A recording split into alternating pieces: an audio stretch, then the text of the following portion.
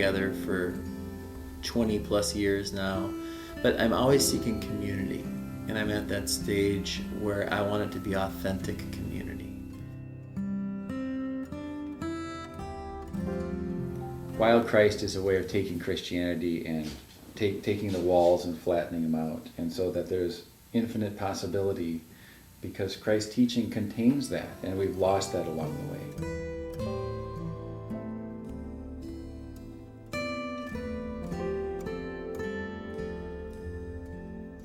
Right, and the thing that we're struggling with in Wild Christ, I would expand to say this is it's the wild divine. In what ways have we so limited and domesticated God that we can no longer hear an authentic voice?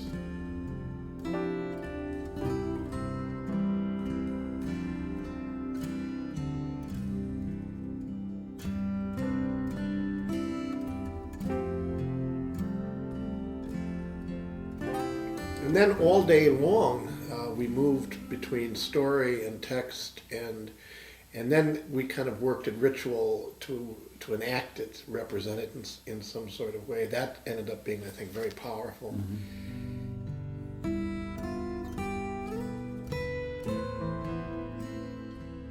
It goes around the intelligence. It leaves the discussion, which is very important, back in the room or back at another time, and resets and recalibrates, and so that there's a different kind of dialogue going on with the heart and with silence and with whatever may come and with whatever this may mean. It's a reminder. It's like a tap on the shoulder, and ritual is really nice that way, that it just so gently reminds you of how significant the mundane can be.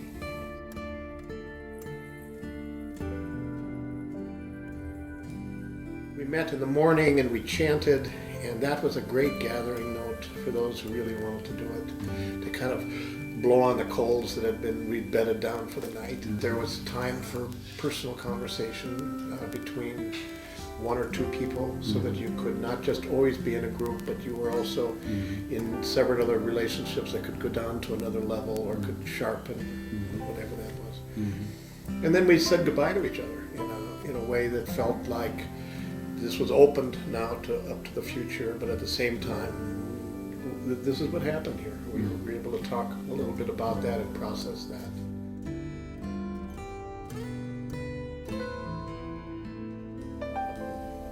All of a sudden, there's something Sufi there, or there's something Hindu there, or there's something Buddhist there, or there's something Jewish there, and it is constantly kind of looking for inclusion and for depth.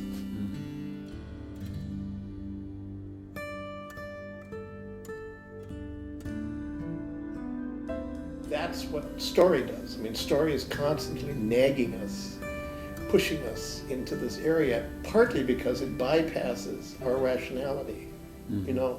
I think that's also true of biblical text. When it's read as story, conveys a meaning that often is subversive.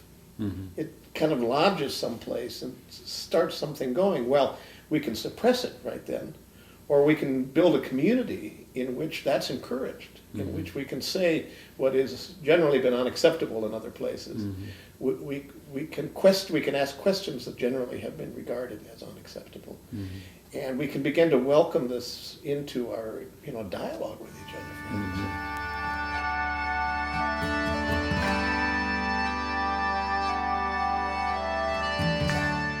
I think of it in relationship to fear. That because we are so fearful, particularly in this fundamental transition from enlightenment to whatever this postmodern world is that people describe, is that so many are still holding on to this desire for certainty. I got it, and if I take a chink out of that, then I don't got it, and if I don't got it, then what's going to happen? This is where the doubts come in and everything else. And so what Wild Christ is for me is building on this kind of fundamental difference in a way of knowing. That's why we use story. That's why we're reading text not as a theological apologetic or telling people what to think, or it's why you're singing songs in different kinds of ways, in this kind of opening up. It's a different way of knowing. I would always say that certainty is a very poor substitute for a life of faith and spirit. How do we live without fear in the context of not knowing some things?